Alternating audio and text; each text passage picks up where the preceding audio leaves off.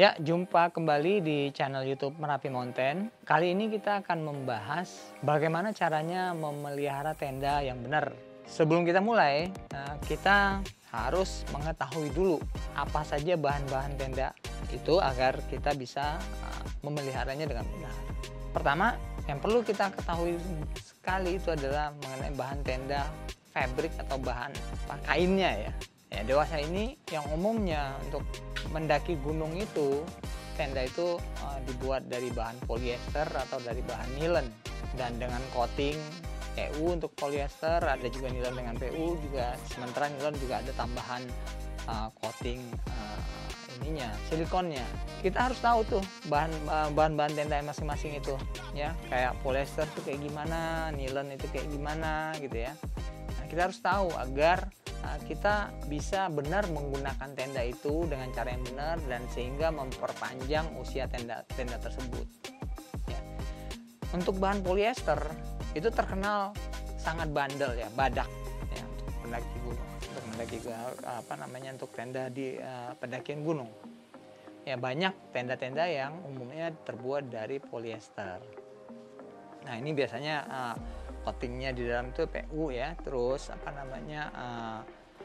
nilainya pun bermacam-macam ya, kerapatan diniernya juga bermacam-macam gitu ya. Terus ada lagi yang bahannya nilon ya. Nilon ini ada yang coatingnya PU, ada di dalam, di luarnya dengan coating silikon, ada juga yang silikon bolak-balik. Tapi yang bahan nilon ini jauh lebih rentan dibanding dengan bahan polyester, cuman memang lebih ringan. Kalau bahan polyester sedikit lebih berat ya, tapi dia bandel ya, dijemur berhari-hari di bawah terik matahari. Bahan polyester sih oke-oke aja, tapi kalau bahan nilon dijemur berhari-hari atau 2 hari dengan terik matahari seharian, itu membuat dia memuai itu, sehingga jahitan itu kadang-kadang suka ketarik ya gitu loh. Jadi untuk nilon itu jadi ada rentan-rentannya. Enteng sih enteng, tapi sedikit agak rentan dia. Belum lagi kalau misalnya ada lagi yang nilainya yang lebih tipis ya, nilainya lebih kecil ya, itu juga memang sangat ringan tapi juga sangat rentan. Jadi teman-teman harus mengerti bahannya itu, tenda up-nya yang digunakan itu ya, apakah berbahan nilon, terus berapa diniernya. Kalau polyester tuh sudah bisa dipastikan tuh lebih badak. Nah, terus yang kedua adalah frame tendanya itu tadi ya, menggunakan frame aluminium alloy. Ini saya lebih cenderung membahas yang aluminium alloy ya, karena memang yang untuk yang fiber itu sebetulnya sudah tidak disarankan lagi sekarang, karena lebih rentan daripada yang berbahan alloy. Nah, frame yang alloy ini juga harus diperhatikan teman-teman ya, karena agar tidak rusak. Jadi harus pada saat pemasangannya itu harus benar ya. Terus membukanya pun juga ya, jangan terburu-buru, sehingga ada banyak kejadian itu suka patah di sambungan itu ya, karena masangnya nggak benar ya. Jadi yang materialnya itu kita harus tahuin ya, material tendanya juga, material floornya apa, terbuat dari apa floornya, floor tenda itu ya. Nah, itu apakah polyester, apakah juga bahannya ini Oxford ya. Nah, ada lagi yang bahan yang lain yang di bawah polyester ya. Jadi itu harus teman-teman ketahui ya. Terus dengan mengetahui bahan seperti itu ya, jadi kita bisa nih selanjutnya untuk menentukan kayak gimana nih harus kita rawat tendanya. Oke ya, setelah kita ketahui bahan-bahan tenda kita, lalu yang perlu juga kita ketahui adalah bagaimana penggunaan yang benar untuk tenda itu ya. Penggunaan yang benar itu tadi yang sesuai dengan bahannya ya. Jadi misalnya bahan polyester ya, kita penggunaannya ya, kita harus benar-benar seperti apa ya, yang pasti itu kan tidak tahan api ya kan. Jadi teman-teman usahakan jauh dari api unggun, karena percikan-percikan api itu bisa bunga api itu bisa membuat bolong tenda ya. ya, apalagi tenda yang nilon lebih rentan lagi ya, lebih cepat ya. Itu.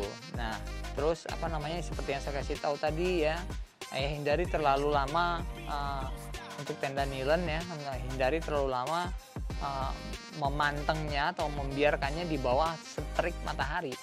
Ya.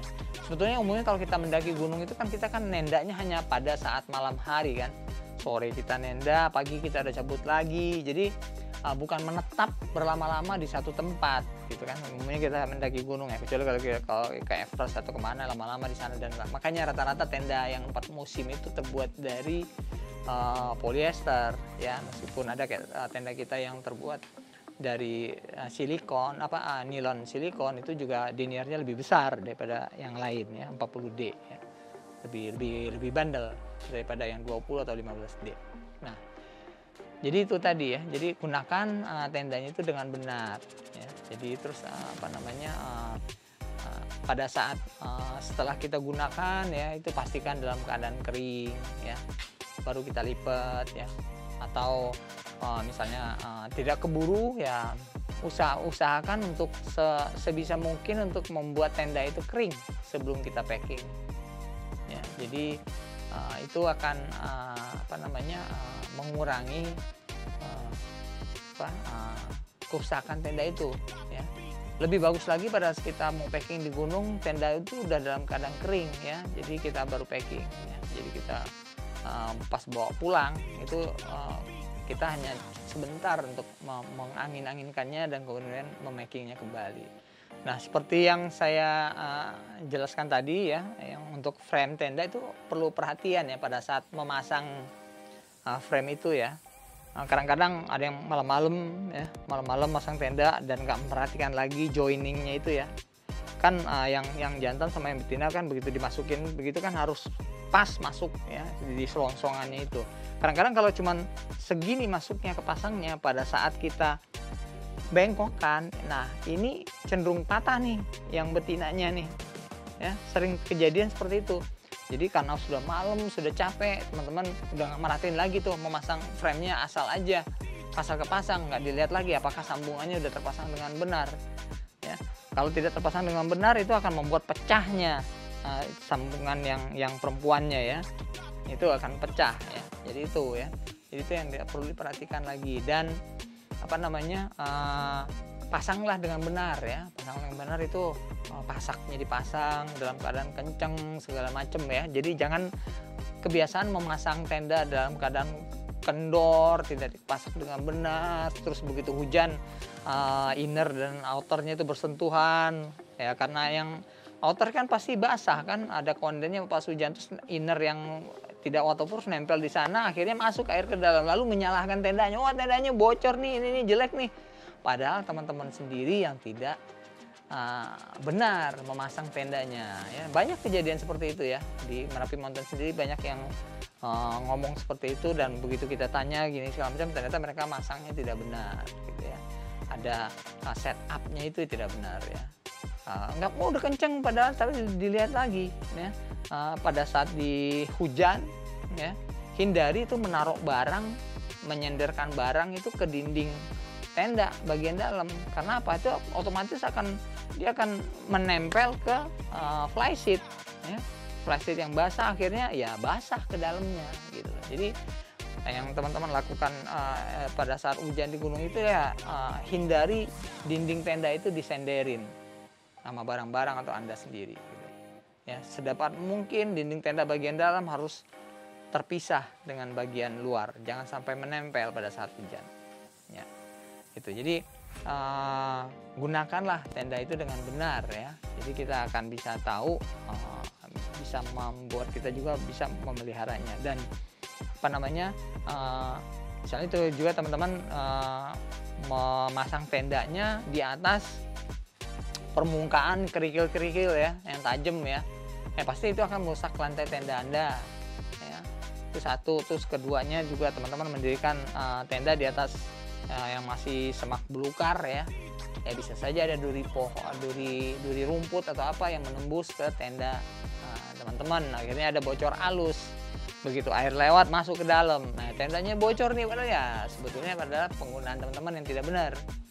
ya. Itu tadi ya. Terus pada saat angin ya, pada saat angin kencang gunakanlah gailan-gailannya, pasak dengan benar, dengan kencang ya, agar bisa berdiri dengan kokoh gitu ya. Jadi itu ya. Jadi itu yang sebelum kita melangkah ke itunya pemeliharaannya, kita harus gunakan dulu tendanya dengan benar ya, agar bisa tendanya bisa lebih awet kita gunakan. Jika ada pertanyaan apa yang menyebabkan tenda cepat rusak ya. Nah itu seperti yang saya sudah ulas di depan ya. Hal-hal yang mempercepat rusaknya tenda itu adalah, pertama adalah penggunaan yang tidak benar itu tadi ya. Terus yang kedua adalah setelah penggunaan ya, itu tidak disimpan dengan benar ya. Terus menyimpan tenda dalam keadaan basah ya. Misalnya hujan nih, kan hujan di gunung, kita kan nggak mungkin menunggu tenda sampai kering, benar. Tapi begitu Anda sampai di bawah, hal utama yang harus Anda lakukan adalah membuka tenda basah tadi. Usahakan membuat dia kering. Jadi Anda kan punya waktu tuh di base camp di bawah ya kan? Keringkan dulu lah tendanya sebisa mungkin ya, sebisa mungkin. Lalu setelah itu sampai di rumah segera keluarkan dan segera keringkan. Nah itu ya. Jadi hal-hal itu yang perlu kita lakukan agar tenda tidak cepat kering. Jadi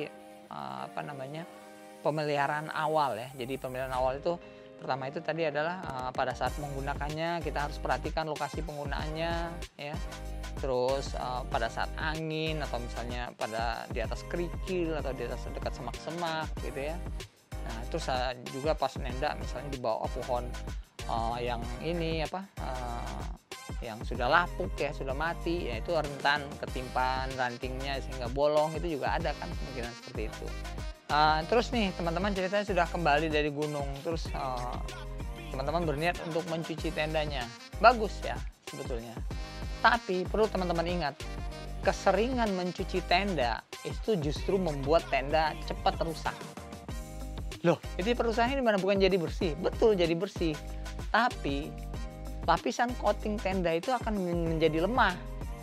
Karena teman-teman keseringan mencucinya. Ya, jadinya lemah dia. Jadi yang benar itu adalah kalau seandainya tenda Anda itu kotor hanya di bagian tertentu saja ya. Usahakan misalnya pada saat misalnya Anda lagi camping ini di Surakencana, terus ada bagian bawah-bawah tendanya itu ada kena percikan hujan, itu nempel, itu kotor. Nah, pada saat pagi hari Anda bangun tidur kan masih berembun, masih basah tendanya. Itu dengan menggunakan kanebo Anda bisa bersihkan tuh itunya, yang bagian yang kotor itu tadi. Jadi Anda tidak harus sampai di rumah kemudian mencuci semua. Hanya karena ada kotoran sedikit di bagian sini, kemudian Anda cuci semuanya. Ya. Dan lebih parah lagi kalau Anda cuci juga dengan deterjen, nah itu udah wassalam tuh tendanya. Karena bahan tenda itu tidak tahan dengan deterjen. Lalu gimana dong kalau misalnya pengen membersihkannya ada yang kotor dan susah dibuang? Ya gunakan sampo bayi. Sampo bayi itu lebih tidak mengandung deterjen dan ada busanya, jadi bisa untuk membersihkan bagian yang kotor tersebut. Tapi intinya adalah terlalu sering mencuci tenda itu justru merusak tenda itu sendiri, merusak lapisan coatingnya. Jadi kalau misalnya tenda tidak perlu dicuci, jangan dicuci. Ya. Kalau hanya sekedar basah dia, keringkan saja, tidak ada kotorannya.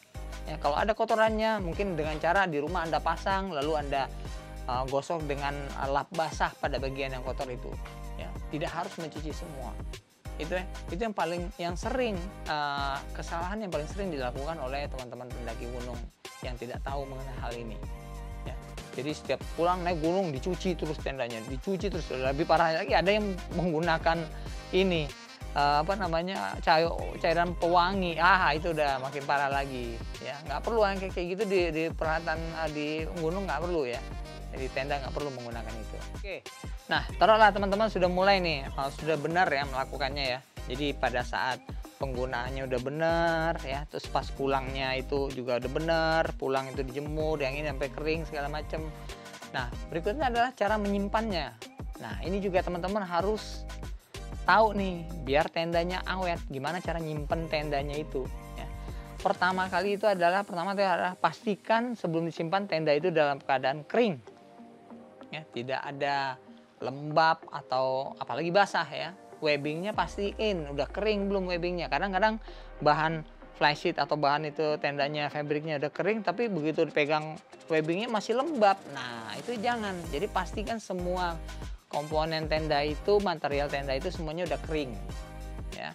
Nah setelah kering, lalu lipatlah dalam lipatan yang besar. Jangan sekali-sekali disimpan di dalam wadah kantongnya ini, di dalam pabrikan ini. Ya. Jangan sekali-sekali disimpan dalam waktu lama di sini. Karena itu akan merusak tendanya. Merusaknya gimana ya? Terbentuknya lipatan yang lama, sehingga itu karena lipatan kan dia ada coatingnya. Jadi pada saat dilipat lama, ya bagian yang lipatan itu kan otomatis merusak coatingannya. Ya, jadi lipatlah dalam bentuk lipatan yang besar. Kemudian simpan kalau bisa dalam kontainer ya, atau tempat yang kering ya, yang jauh dari rayap atau serangga segala macam ya. Nah lalu simpan dalam suhu kamar ya. Nah suhu kamar itu adalah yang bukan yang gerah ya. Kalau syukur-syukur misalnya kalau ada AC-nya itu akan lebih bagus. Kalau siang ada nyala AC-nya akan lebih bagus. Kalau nggak ada ya usahakan sirkulasi kamarnya itu lancar dan kamarnya tidak lembab, kering ya.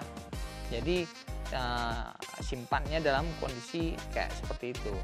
Nah itu kalau penyimpanan dalam waktu yang kita mungkin sebulan kemudian kita naik gunung lagi. Nah bagaimana kalau misalnya nyimpennya lama? Nah kita ini misalnya cutinya cuma bisa dapat sekali setahun naik gunungnya, otomatis berarti tendanya cuma bisa dipakai sekali setahun misalnya ya.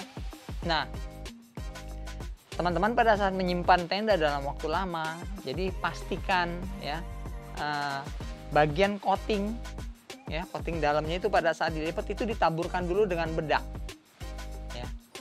Jadi setelah ditaburkan bedak baru dilipat lagi, taburkan bedak lagi, baru dilipat lagi. Nah tujuannya ditaburkan bedak itu adalah untuk menyerap ya kelembapan yang terperangkap di dalam lipatan ya.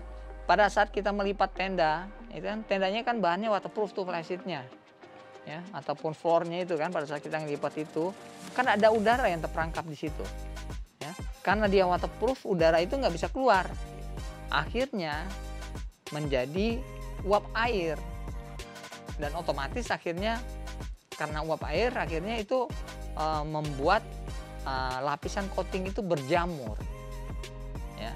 Nah cara mengatasinya itu tadi agar uapnya itu bisa keserap, uap airnya keserap, taruhlah itu lapisan bedak ya. Kayak bedak bayi, yang tahu kan kenapa bayi dikasih bedak pantatnya itu buat apa? Kan buat dia keringat bayi itu diserap sama bedak itu tadi. Nah itu juga sama dengan tenda yang kalau kita simpan lama kita kasih. Ada juga yang teman bilang ya pakai itu silika gel, tapi berapa sih kemampuan silika gel untuk menyerap bidang yang sedemikian besar gitu kan?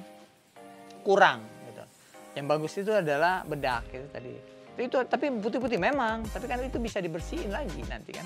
Pada saat kita mau pakai kita bersihin, kita kepok-kepok kan nggak masalah. Yang penting tenda kita aman. Dan selama disimpan lama itu usahakan secara rutin untuk membukanya, mengangin-anginkannya. Ya. Jadi jangan terbiarkan juga kebekap lama-lama di dalam kontainer itu selama setengah tahun atau 8 bulan atau setahun baru dibuka, jangan ya. Jadi gitu. Jadi itu yang perawatan yang paling penting ya daripada tenda tersebut. Selain pada saat membersihkan kotorannya ya, juga saat penyimpanannya itu tadi perlu diperhatikan. Oke, hal terakhir yang pengen saya sampaikan untuk pemeliharaan tenda adalah, jadi pada saat kita membawa tenda mendaki gunung ya, teman-teman banyak sih yang memang rata-rata itu membawa begini aja langsung dari packing ini langsung masukin tenda gitu ya. Jadi kalau saya menyarankannya itu adalah jangan dibawa dengan packingan standar dari pabrikan begini. Jadi teman-teman pisahkan antara flysheet sama innernya itu ya, dimasukin ke dalam stuff bag gitu ya, terpisah, lalu itu akan lebih gampang ya mempackingnya di dalam tenda. Dan taruhlah tenda itu di bagian atas ransel paling atas ya. Jadi pada saat kita mau mendirikan tenda, kondisi hujan apa segala macam, tidak harus membongkar seluruh isi ransel kita. Ya. Jadi letakkanlah tenda itu di bagian atas ransel Anda pada saat packing, dan Anda akan lebih gampang untuk mendirikan tenda, mengambil tenda Anda, aksesnya akan lebih gampang. Dan satu hal lagi, jangan dipisah-pisah bawanya, misalnya frame-nya dibawa si Anu, flash ini bawa si Anu, ini bawa si Anu, jangan. Jadi satu orang yang bertugas bawa tenda, misalnya itu, ya udah dia aja yang bawa tenda semua, mulai dari pasak segala macamnya. Ya, jangan dipisah, karena kalau saat dipisah, begitu rombongan terpisah, mau mendirikan tenda jadi, wah frame-nya masih Anu, masih jauh di bawah gitu kan, jadi nggak ini banget, nggak oke banget ya kalau dengan kayak gitu. Ya. Oke ya, demikian ya teman-teman ya. Jadi pembahasan kita kali ini mengenai pemeliharaan tenda ya. Mudah-mudahan bisa mendapat masukan yang buat teman-teman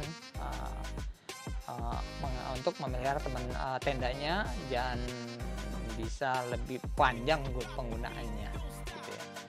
Dan bagi teman-teman yang masih ingin bertanya, silakan di kolom komentar, silakan komen, dan silakan juga share dan like, serta jangan lupa subscribe ya.